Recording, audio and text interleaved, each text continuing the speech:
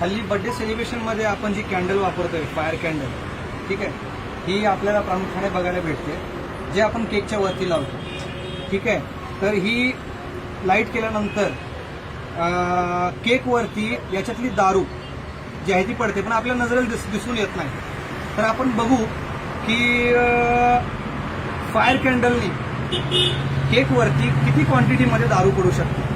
ठीक आहे, तर एक डेमो तुम्हाला मी दाखवतो. इथे बघा, याच्यावरती सध्या आता दारू नाहीये.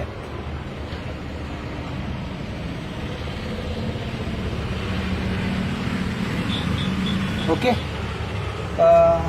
लाईट करा.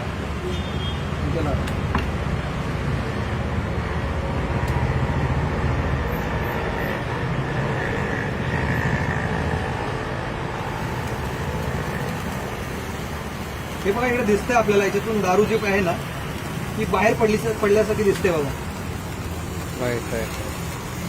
खूप जास्त पडते बरं का. नजरेला दिसून येत नाहीये.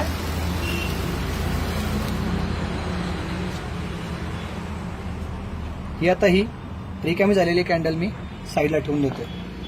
ठीक आहे, आता ही बघा, ही आता मी जमा करतोय एका ठिकाणी, जेणेकरून तुम्हाला स्पष्ट दिसेल.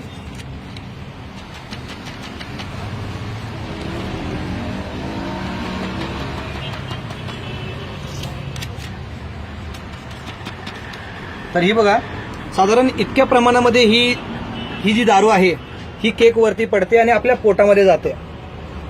तर शक्यतो लहान मुलांना याचा जास्त त्रास होऊ शकतो.